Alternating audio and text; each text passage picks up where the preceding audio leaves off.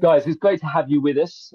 Thank you, Phil and Rachel and Gareth, for making the time for this Kinetic podcast, the opportunity for us to introduce a little bit about a theme for the Kinetic conference that's coming up in February.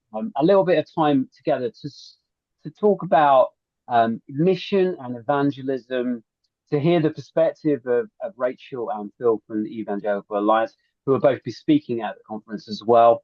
And so, first of all, let's take some time to introduce yourselves, say a little bit about ourselves. I'll start us off, and then we'll go to yourself, Rachel, and then Phil, and then Gareth. So I'm Rob. I lead a church in Dorking, in the heart of the Surrey Hills, and we're just a small Baptist church, and we're seeking to serve the heart of our town centre. I'm also part of the Kinetic leadership team, seeking to serve churches around the UK as well. So that's me. Rachel, just quickly introduce yourself for us. Thanks, Rob. My name is Rachael Heffer. I serve as Head of Mission for the Evangelical Alliance, where I've been for about 6.5 or so years. I live in Ely in Cambridgeshire, where I'm married to Darren. I'm a mum of 2 teenage boys, both now taller than me, so I'm officially the shortest in my family. I go also to a Baptist church where I've been involved for the last 20 plus years. And my background is particularly in youth ministry, which I'm still involved in my spare time, in my church context and beyond. So that's a little bit about me. Awesome. Thank you, Rachel. Both Baptists, both involved in youth ministry. Indeed. Excellent. Fantastic. Phil, tell us a little bit about yourself. Sadly, I'm about to change the denomination. My name is Phil Knox. I'm an evangelist and missiologist at the Evangelical Alliance and live in Birmingham, a part of the leadership team of an Anglican church here, based on a council estate where I've lived for over 30 years. Married to Danny, got 2 boys, Caleb and Joss, and real privilege to be involved in Kinetic this year. Great. I'm Gareth Lloyd Jones. I'm one of the pastors of Ridgeway Community Church based in South Oxfordshire. Originally, I'm from North Manchester, as the accent betrays. Married to Tracy, got 2 grown-up children. It's my privilege to lead the Kinetic Network, family of leaders and churches. So lovely to have you with us. God bless. Yeah, fantastic. Thanks, guys. Great to have you, as we say. And this is a conversation around mission and evangelism. And we want to spend some time at our conference in February thinking about that, thinking particularly about how we can resource, equip, and inspire the churches that are in our network and beyond in this area of mission and evangelism. So perhaps first of all, we could just spend a little bit of time. Tell us, if you were to give some brief definitions, Rachel and Phil, around what is mission, what is evangelism, what's the difference between those 2 words? One of you, Rachel, first of all, perhaps you could give us some definitions from your perspective. Absolutely, yeah, happy to. Well, I think it's just such an exciting conversation, isn't it, to say what is mission, what is evangelism, but also what is our part to play within that. So my understanding is that mission is the call of the whole church. Evangelism as part of that is the call upon us as both the UK church, the global church, but also as individual Christians to, as it tells us in the Great Commission, doesn't it, in Matthew 28, where it says, go into all the world and seek to make disciples of all nations and see people come to faith and be baptized. And so I think both historically, as we look at being rooted in the Bible, as we look at that commission, for me, evangelism is all about being good news people. It's about capturing that heart of the gospel and looking at the context that we live and minister and serve in, and yet being really intentional, being really prayerful and leaning into taking that good news of Jesus today into the current context that we're working. So for me, evangelism is that, isn't it, sharing the good news with the people around us. And for me, the broader missional picture, of which evangelism is right at the heart, is looking at how we can be God's hands and feet, whether it's through word, deed or action, into all the different ministries that the church lives, speaks into, breathes into, in both our church context, but also the much wider world. So for me, I think mission and evangelism go absolutely hand in hand, and the world so needs us to be proactive in both those spheres today. Fantastic. Thanks, Rachel. Phil, is there anything you'd want to add? Any kind of different perspective that you want to add on in terms of defining terms? I agree with my esteemed colleague. She's done a marvelous job. I love the etymology of words, and so I know that kind of that evangelism comes from the Greek word euangelion. So when we see Jesus come onto the scene in Mark 1, the first thing that we see him do is someone who proclaims the good news. And euangelion combines two Greek words, angelos, which means one announcing news, with you, which is joyful. So the gospel is good news that brings joy. And interestingly, I was having this conversation recently. Evangelism isn't even a Christian word to start with. So originally, when kind of something happened in the empire, evangelists would be sent out to declare that something had happened. There was this big bit of news that had changed things forever. And the kind of Christians, when the gospel came along, adopted that word euangelion into a Christian content. So for me, evangelism is the proclamation of good news. And again, as Rach beautifully summarized, evangelism is one bit of mission. So for me, mission is to be sent to do almost anything. Mission is about kind of discipleship and looking after the environment and transforming unjust structures in society. But evangelism itself is one bit of mission, and it is the proclamation of good news. Fantastic. So we've got this bigger idea around mission that is about the kingdom. It's about transformation of unjust societies, or bringing some transformation in our broader context. And then we've got evangelism, which is about this proclamation of good news, the God of hope, bringing joy and peace into people's lives. And as it says in Romans, as Paul says in Romans 15, that we do that in the power of the Holy Spirit. Gareth, anything else that you'd want to throw in at this point? I think that's so important. I think evangelism is the very core of mission, isn't it? But mission is bigger and broader than evangelism. And at its essence, evangelism is all that God has done through his son to save a people for himself, to restore relationship. And yet, if we carry that same heart, as you said, Rob, we are concerned about people's living standards. We're concerned about the welfare of the children. We're concerned about wider society. And so it's interesting, isn't it? Because mission flows out of evangelism. But sometimes evangelism, or the opportunity for evangelism, comes because God's people engage in a wider mission. Fantastic. Yeah, absolutely. Guys, so if we're to think about these two ideas of mission and evangelism, perhaps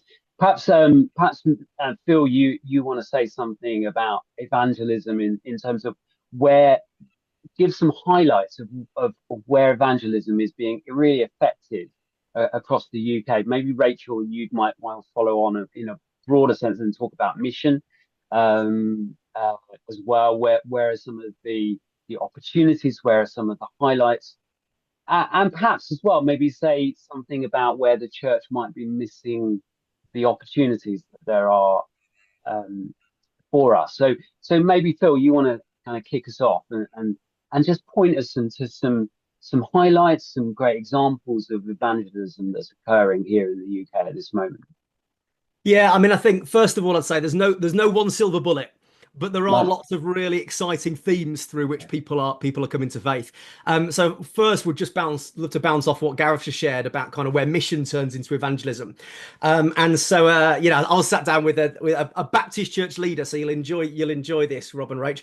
Baptist church leader not long ago, and he said since the pandemic, his church has grown from like 140 to 250, like massive, really amazing growth, loads of baptisms, loads of new people. And jokingly, I kind of just said to him, mate, What's the silver bullet? And he said this. He said, I go to the toddler group and I work the room.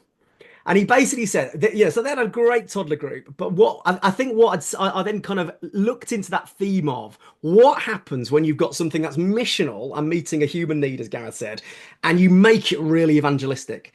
And he basically said at that toddler group, he's just kind of gone round and said to every parent, grandparent, and carer, do you want to come on Alpha? Come to church on a Sunday morning. And as a result, he said that had been the single biggest factor as to why his church had grown so much. So I think the first thing to say is actually, there's lots of different ways, but where you've got really good missional projects, food bank, Christians Poverty, make sure it's joined up with some really good invitation to the next step. And I think what we're seeing in the UK at the moment is there's a real spiritual openness to the good news. So as a student organisation called Fusion, who did some research amongst freshers, and they said to non-Christian students, if a Christian invited you to church, would you go? And 76% of those non-Christian freshers said they would go to church if a Christian friend invited them. And I think that's where so many people who come to our mission activities are. That's just one theme. A couple of others, just as we're talking about a Spirit and Word conference, let's look at these two really exciting things. First of all, the Word. Do you know, people are coming to faith because they're reading the Bible. It's loads of kind of stories of Christians reading the Bible with their non-Christian friends and that leading to faith. Rach has been really involved in some research called Talking Jesus, and when non-Christians were asked where they would go to look to find out about the Christian faith, number one answer was Google. Number two was the Bible. And we're hearing loads of stories of people who are just opening the Word of God speaking to them, convicting their soul. They're repenting, believing, choosing to follow Jesus. And the final theme, just to encourage people with about some highlights around the UK. Do you know, Jesus is doing an amazing job of drawing people to himself without us. It feels a bit embarrassing as an evangelist, but the number of stories we're hearing of people. I was in a church earlier last year. It's 2025 now. In 2024, I was in a church and I got chatting to this guy on the front row before I spoke. I said, how do you fit into this picture? He said, I was on holiday in Portugal. I was outside a shop. I had an encounter with God. I can't really explain. I encounter with God. I came home. I Googled churches. I turned up here and I got baptized a few weeks ago. And there was no evangelist involved. He just got to come to faith. And really personally, at the end of the year last year, I wrote down a few highlights. Just about my biggest highlight was a mate of mine from university. I've known him for 20 years. I got a text from him in April saying, dude, I've sort of realised there's only one reason to live. And one way of getting to eternal life, and I need to do something about it. There was hardly any human evangelism involved, but the Spirit of God got him, convicted him, spoke to him, and now we're doing discipleship on Friday mornings at 6:30, reading the Bible together. He's come to faith. It's amazing. But I think there's a real theme there of God's Spirit being at work in the world alongside people reading the Bible. That's really exciting when we're speaking about Spirit and Word together. Amazing, fantastic. It's really interesting, but maybe we could just dig into that just for a few minutes. Well, specifically, one of the things that's capturing my attention, and all three of you guys might want to feed into this, is there a sense whereby people here in the UK are, in our culture, realizing that the project of secularism, the project of kind of anti-God or of atheism is somehow failing that project? Do you think there is a sense of that amongst people? And so people are asking the question is have we lost something? Is there something to be rediscovered at this time? Do you think that's something for us to pay attention to? Phil, Rachel, Gareth? Yeah, speaking to that, I mean, I think from my perspective, I think if you look back even over the last 5 years, 10 years, and goodness me, haven't we been through a lot even over the last 5 years of global pandemic, death of the Queen, threat of war, ongoing threat of war, cost of living crisis, mental health breakdown, anxiety, all the need amongst people of all generations. We often talk about mental health and well-being for the young, don't we? But let's not stop it there. It's across all generations. But I think we've been through such a lot. And I think that looking back over the last number of years, maybe we've lived in a culture of people just almost the kind of you do you, do what works for you, and every shade of grey almost, in terms of faith and belief and so on. And I think my opinion would be, I think there's a real weariness of it. I certainly see amongst young people that actually I'm very involved in youth ministry. That's been my background, but in my own church and mentoring and so on, involved with lots of different groups and again, individual mentoring. And I see more and more young people just saying, tell me what you think the truth is. You know, whether that's Bible based, whether it's my opinion, and almost they want to know the black and white so that they can then go and discern what they want to believe. But I feel there's been this swing back, or we're seeing this swing back, that culturally there is a sense of people being, as you said, Rob, there, very searching, very open, very much questioning. And I think very much part of that is linked to the pandemic, actually, when we were all made so much more aware, 2020 and beyond, and, you know, still even for some people emerging out of that now, this sense of actually when our mortality was brought up right front and centre in our eye line, many people, I think, across the UK and indeed well beyond started asking, you know, what is this really all about? What when death or loss or grief or bereavement really hits us personally in front and centre? You know, some of these big questions came to the fore, I think. So I think there is a sense of actually the world at large being so much more open. Just totally to reiterate what Phil said, actually, I think I'm on lots of levels seeing and hearing church leaders who are saying, I've seen more people come through the doors, as Phil said, but as a result of having engaged with Christian content online, whether that's Christian TikTok and so on, the wave of the Spirit, it seems, again, is really kind of encountering people. And Phil mentioned that sense of we're hearing at the EA and through research and anecdotally and church leaders of people saying, you know, they had these spiritual encounters. And as part of a new piece of research that Phil and I are leading on to come out in the spring, this year, actually we're digging into, well, what was that spiritual encounter, and what does that actually look like? Because it's fascinating what's coming out, and just so encouraging for us as leaders, church leaders, ministry leaders, to be sensing God's Spirit so powerfully at work. Two other things I guess I'd share. One is, I think we need to be so guarded and have our eyes wide open as the church, I think, to see the negative portrayal that the media still today, and certainly for the last 2-3 decades or beyond, I think, has put in front of us as the Christian church. My personal soapbox, bugbear, whatever you want to call it, is that I think the church in the UK has been kneecapped, has been straitjacketed by believing so much of the negative media. And yet, as Phil mentioned, just as one piece of research amongst many others, but the Talking Jesus research tells us that 1 in 3 people, where they've had a conversation with a Christian that they know, say that they'd want to go deeper and find out more. What's fascinating about that, and even more encouraging, is that with the original, this is part 2 of the research, but the original Talking Jesus research in 2015 told us that number was 1 in 5. It's now 1 in 3. So what that shows us is, as we're saying, there's a shift, I believe, in people's openness and so on. It also tells us that 45% of the UK do believe in the resurrection. And that's a phenomenal stat in itself, isn't it? 45%. It also goes on to tell us that 20% of the UK, and this is a big, credible national piece of research, but 20% of the UK, so 1 in 5, say that they do believe that Jesus is the Son of God. And we went on to push people as well about, if you know a practicing Christian, what do you think of them, whether in conversation or just by perception? Well, it's really good news. They think we're friendly, we're caring, we're good-humoured, we're generous. Those were the top 4 responses. So I guess in answer to your question, I think there's a lot that stands to still pull us back, have us shrink back, but where it seems the world is hurting and in places of pain and turmoil and trauma or loss, lots of good things as well. But I think there's such an openness of people outside the church to be wanting to know more. So we just need to have that greater bit of confidence, I guess, to step up, don't we, in our own way, but to share that with the people around us. So I hope that helps whet your appetite with a few of the stats, but I think it just points to the mission landscape being so wide and open in this current context. And going into a new year, how exciting. Fantastic. I'm excited just listening to the statistics.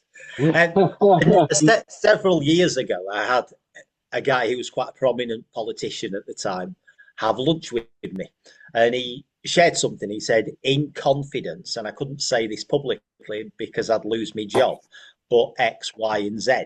And it was the first time anyone so prominent had revealed to me that what they say in public is not what they believe in private. And it seems to me that actually the prevailing narrative or the consensus answers that are out there in society, first of all, don't solve the problem, but secondly, they make the problem worse. And so in private, it seems to me that people are stepping back and thinking, I know this person and I've seen this scenario and I've always believed or confessed this answer, but it doesn't satisfy my soul and it doesn't give me a sense of fulfillment and it doesn't answer the yearning of my heart. And so it's there, isn't it, that we, the church, need to be available. But it's there that the Spirit of God steps in because he sees the heart and he reads the mind and he's able to minister in grace. And I just find this so exciting. Mm. So there is an openness. That's what the statistics are telling us. There is an interest amongst those that are we as Christians might encounter on a day-by-day basis. How might we then be more confident? How might we be bolder in sharing something of the hope that we profess, of the good news that we are carriers of?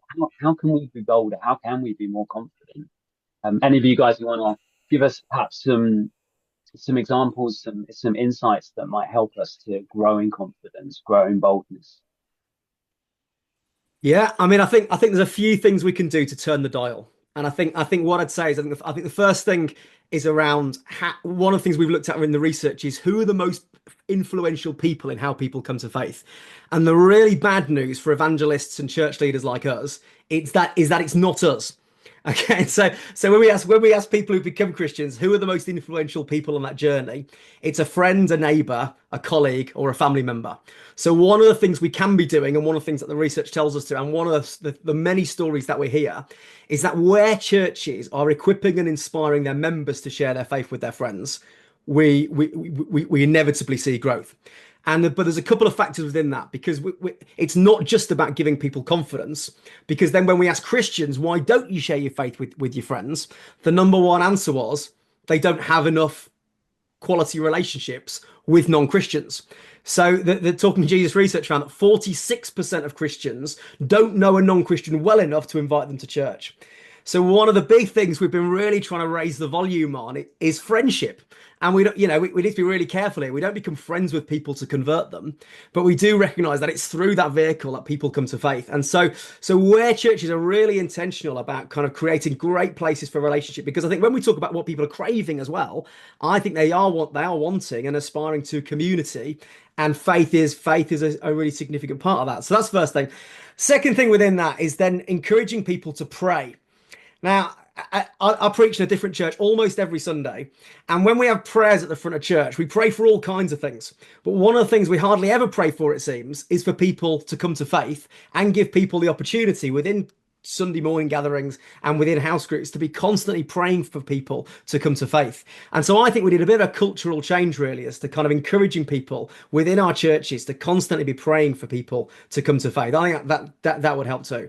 But then also, finally, then for those people within those situations, whether it's kind of people within friendship groups or people who are in the kind of mercy ministry situations, is everybody best equipped to be able to share their story with those around them? Yeah, that beautiful verse in 1 Peter that says, "Always be prepared to give an answer to anyone who asks you to give a reason for the hope that you have." My experience is that most of us, including myself often as a professional, could be better equipped and more confident in that scenario. How do we make sure all of us have kind of strengthened not only our relational muscles, but also our storytelling muscles to be able to share that? And so where churches are kind of really pressing into those three areas of friendship and prayer and kind of being able to share their story, I think that we're seeing some really exciting stuff happen in those spaces. Fantastic. Thank you. Rachel, is there anything, Gareth, anything you want to add to that in terms of how we might be more confident, grow, be more inspired in terms of our proclaiming of good news, proclaiming of hope? I think it feels to me there's a work to be done in the sense of, as church leaders or in our church context, of the word that's in my mind is about release. What would it look like for every person in our churches to believe that they, not the church leader necessarily, or somebody that they would think is the evangelist, who we often think, dare I say, is an extrovert person on a platform with a microphone in hand. What would it look like for every one of us to genuinely believe that we might be positioned by God to be the best possible person to reach our friend, our neighbour, the person in the playground, the person in the office, the person in the gym or the pub? Because I think if we allowed ourselves to unpick some of our thinking, which for many of us who've been Christians for a long time or grown up in Christian families like myself, we often think, what have I got to offer? My story's boring, or how I came to faith is not exciting enough. If we released ourselves from that to think, but God might have positioned me alongside my mate here or that person there, and what I bring in my own personal way with my voice, my story shared, might just actually allow God to go be powerfully at work in their lives. I think there's a massive, we could raise an army of people across the UK who are actually just more confident to share their story. I think we too often believe the kind of rhetoric or the stories of having to have that big conversion story, which will, you know, convince people in a moment, or we need to tell them the whole gospel in one go. And I found that through speaking to the Talking Jesus research, through just my own faith journey, I've massively challenged myself over the last couple of years to just say internally, do you know what? What's the worst that can happen? Give it a go. Share a bit of my story. When I'm talking about, you know, grief or loss or anxiety or whatever on the side of a football pitch where I spend far too much of my time with two teenage boys, as I said earlier, but those side-by-side conversations of talking about this stuff and challenging myself, what's the worst that can happen? Be a bit bolder and braver, Rach. Throw in something about my own story, maybe an answered prayer or a Bible verse that just might connect. And if it doesn't, it's in God's hands, that's fine. And part of my passion would just be to say to ourselves, myself, or as church context, how do we encourage people to release themselves into doing just that? And then leaving the rest, as Phil said, prayerfully for God's Spirit to actually really encounter people and do the work. So part of my passion would just be, how do we create that culture of inclusive evangelism, but to see individual people released to have that confidence and just give it a go. And who knows what might happen this year as they see lives gently, gradually transformed around them, and maybe people come back with questions to ask more as well. Fantastic. I think that's brilliant, Rachel. Sorry, Rob. No, I was going to say, I mean, just kind of bringing those two things together. Everybody can have has a story to share. Everyone can pray, can't they? And everyone can build friendships with others as well. So there's a sense of it's less about growing churches and more about us responding to the call of Jesus to be friends with others, to pray and to share our story of what God's done in our lives, or is doing through our lives into other places as well. Gareth, you wanted to follow on that? I think the irony is that a lot of people have said to me over the years, I feel I need more theological training before I share the gospel, or I need to understand apologetics better before I share the gospel. And yet, statistically, the most effective people at winning the lost are those who themselves have just come to faith. So they don't have much theology and they're not great at apologetics, but people can see the transformation of their own lives because that's their story. And it's just that word confidence, isn't it? Release that you said, Rachel. I think that's so good, so encouraging. And I don't know if you found this, Gareth, as well, but I've found that particularly over the last couple of years, you know, when we do life in the raw with people, often in places of pain or trauma, not always, but I can say, look amongst my peers and think, goodness me, over the last couple of years, you know, the stuff that has gone on in either my family life or other people's life. But I think as Christians, when we just do life in the raw and the readiness and we side by sideness with people, actually they do watch us often, don't they? But they appreciate that time, and I appreciate that from them. You know, this is us together, isn't it, with people? But actually, I think to just have that greater intentionality, the prayerfulness that Phil was speaking of, you know, being alongside people and actually putting ourselves in those places where we are with our non-Christian friends. And if we don't have non-Christian friends, going back to the stat that Phil mentioned as well, how do we at the start of a new year be intentional to say, how can I actually be alongside people who I really want to come to know Jesus? But I think in those places of aligning with people in places of pain, there is that rawness, that authenticity, the intentionality of just leaning in, and that makes a real impact on people, doesn't it? And it's just as Jesus modeled it as well, didn't he? You know, with the 3, the 12 and so on. Phil knows more about this in speaking, writing a book on friendship, but you know, there's models of this, aren't there? The proximity and life done together that actually is powerful for the gospel, isn't it? And so we don't, of course, it's great to be theologically trained, but I think we need to have that message through our churches that tells people you don't need to do that training first before you can genuinely share of your own heart of what God's done in your life, where you're learning, where you're growing, where you're in places of pain too. And the Holy Spirit uses those. I've seen it many times when I've taken that bit more leap of faith or a bit more bravery to speak into and share a little bit of what God's done in my life with other friends, sometimes even misquoting Bible verses, but you know, hey,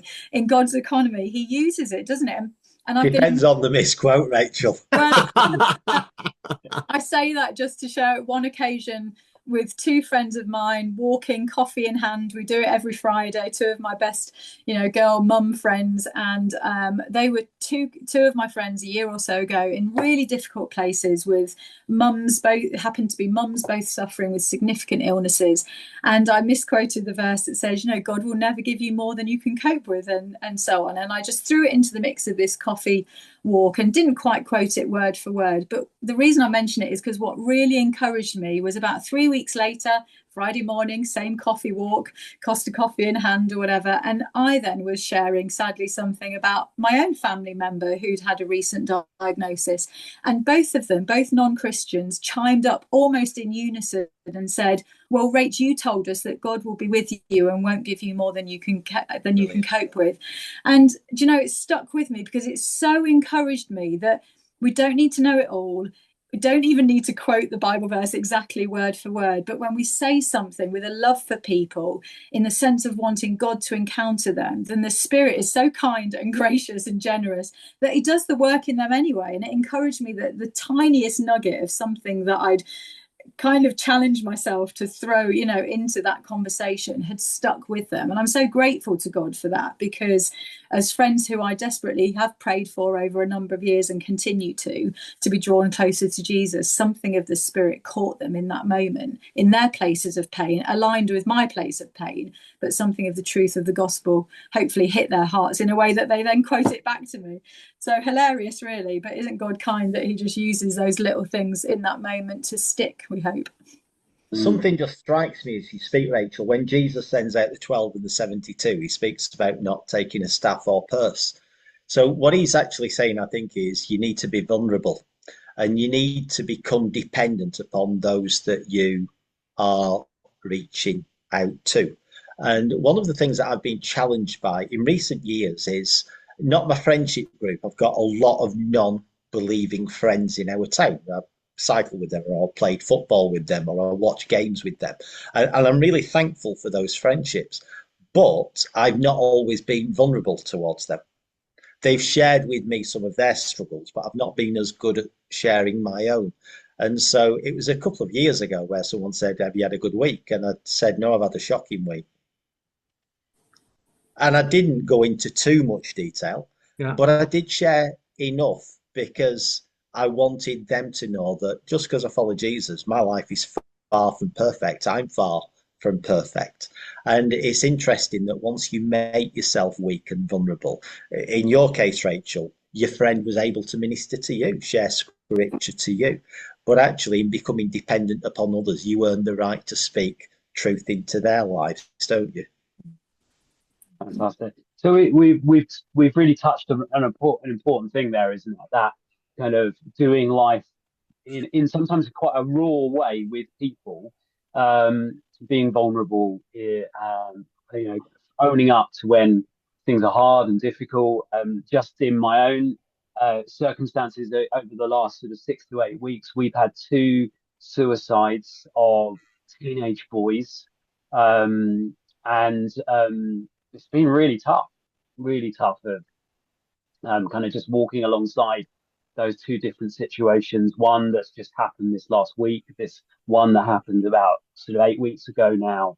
And but actually the opportunity that there's been to bring some hope into the wider community's life by just walking alongside people who are going through heartache and pain and difficulty, being available, being present, just as Jesus kind of walked into people's pain and darkness and difficulty and was just present and walked alongside them. It's just really powerful.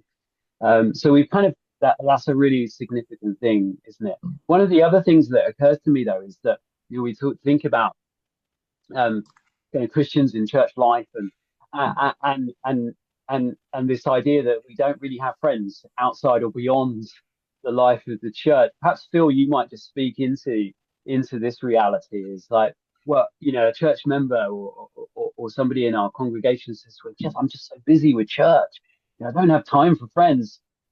How do we support them? How do we kind of help them to kind of walk out of that situation into a space which is where they can have friends and they have permission to step outside of their church responsibilities and develop those friendships and that life beyond the church? Yeah, I mean, I think let's first address that first thing you talked about there about being free from church responsibilities.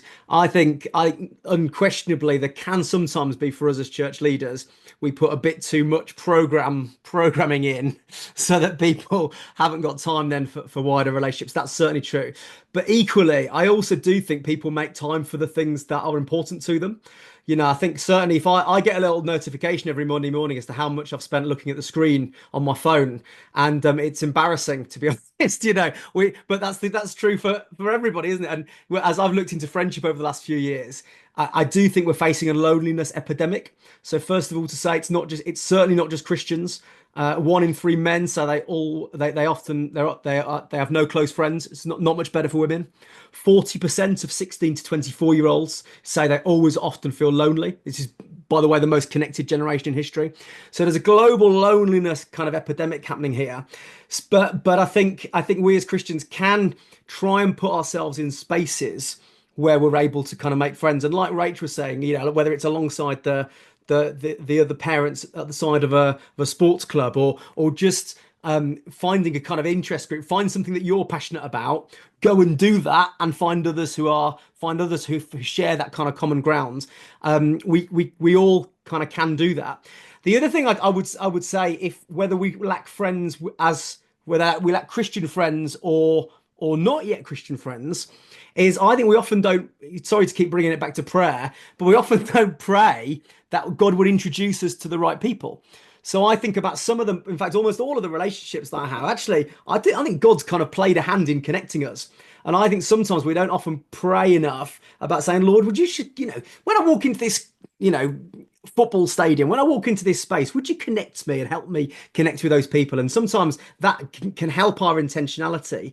But also, I also think God is the great connector within that. And the final thing I'd say in terms of making friends is we've lost something, I think, of the art of friend making and the art of conversation. And so I think all of us can grow in our skills as to how we ask really good questions. Someone said popular people aren't interesting, they're interested. And I think sometimes we can learn from Jesus, who was the great question asker, in terms of just finding out about people's lives, finding some common ground, and build meaningful relationships. And then the final thing I'd say is about the kind of longevity of friendship. I think the conditions of our culture do not lend themselves to long-term friendships. But if we've got friends that we've known for a while, really invest in some of those friendships. We talked about kind of people reaching out when people feel hopeless. I had a moment a couple of years ago where a friend of mine, his brother had a suspected brain tumor. And in that moment, this non-Christian didn't reach out to his atheist friends, reached out to the Christian because he thought the Christian might be able to do something about it. And so kind of that was the moment where he reached out to me in that hopelessness. But that was a really long-standing friendship that I began at school years ago and have just been able to rekindle over the last few years. And so all of those things I hope help people think about their kind of wider relational circles. Brilliant. Yeah, fantastic. It's really helpful just to kind of dig into some of the kind of realities and practicalities of how do we actually move ourselves into spaces where God can use us. How can we be available to him? And that's part of our discipleship, I suppose, as well, isn't it? The sense of, oh God, I want to be used by you. How can you move me? How can you grow me, transform me in some way, so that I can be more available to you to use where you need to use me? So amazing. Thank you, Gareth. Is there anything you'd want to add? Anything else you want to throw in terms of this part of the conversation? No. No. Okay. No, I think that's great. I think maybe I can throw in another stat that we found, because I think it adds to the whole level of around friendship, conversation, and confidence. So one of the questions from the Talking Jesus research was, again, to non-Christians: if you've had a conversation with a Christian that you know, what is it that you remember about that conversation?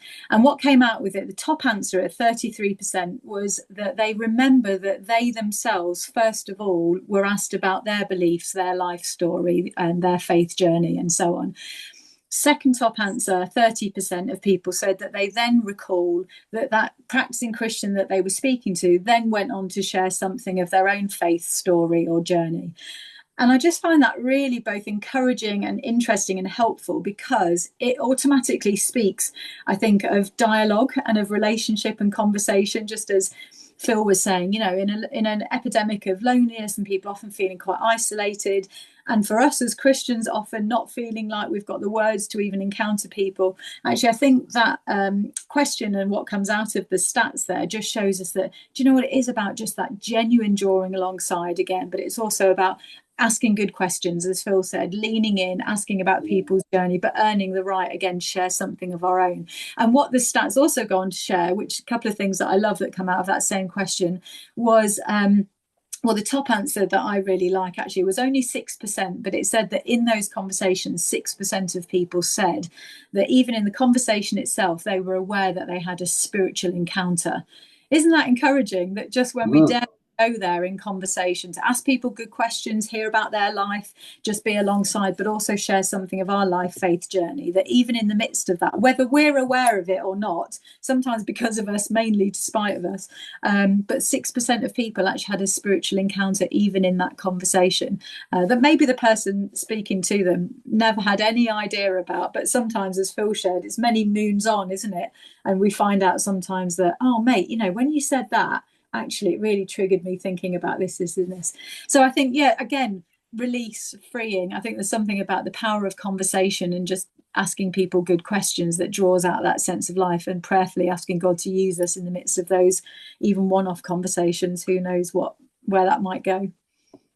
It's creating space for the Spirit, isn't it? So Phil said, you walk into a stadium, you walk into a supermarket. Rachel, you spoke about having the confidence just to ask the question.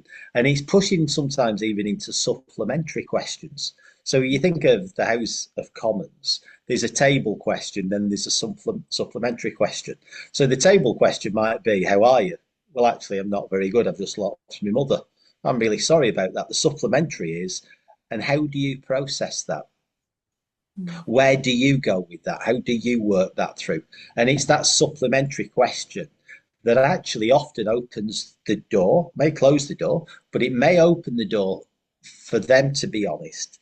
And then that starts to give you the right to speak. And because the conversation's very open, very natural, when words of knowledge and wisdom, even prophetic things start to flow, it doesn't have to be weird and spooky, because it's framed within the context of a conversation. Brilliant. Fantastic. Well, guys, we're coming towards the end of the conversation, just for the time. But myself and Gareth and Phil and Rachel are all going to be speaking at Kinetic conference at the end of February. We'd love for people to get signed up. Please do check out our website where you can sign up and book for tickets. We'd love to see you there. In terms of you, Rachel and Phil, what it is that you're going to be speaking on. Can you maybe just give us a very kind of brief teaser of the things that you might be bringing to us at the conference? Rachel. Well, very much look forward to being there and to sharing with you. I think, isn't it great to be in a room where I know we'll be with people who have shared heart and passion and belief that God is still powerfully at work. So I think, yeah, what I would love to speak into and share with people is, again, just something of that broader missional landscape.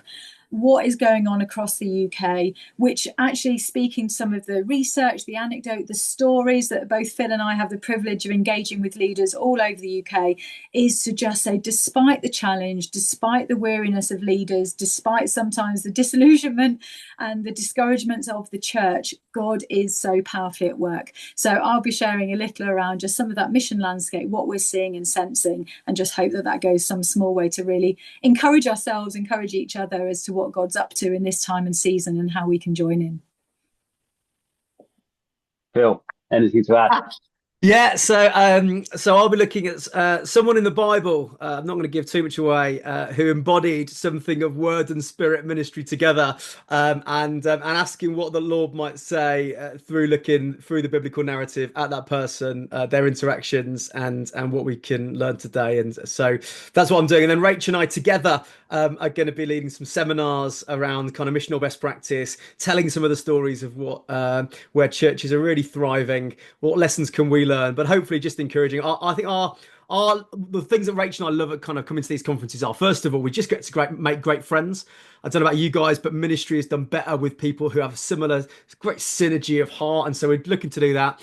We hope that through kind of mutual encouragement, there's real inspiration, but also, I don't know about you guys, I love coming away from kind of gatherings like that with just one or two just great ideas that I think just love to implement those in my kind of local setting. And so I'm personally looking forward to that, and really hope that some of the stuff that we share together might leave to people leaving with just a few things of kind of what the Lord might be saying in terms of tweaking practice and also just that encouragement as well. I think one of the things we try to be is Barnabases to the church, that we might bring real encouragement. And I think all of us just need, whatever our context, just that kind of heart to go again. You know, those beautiful verses in 2 Corinthians that say, therefore we do not lose heart.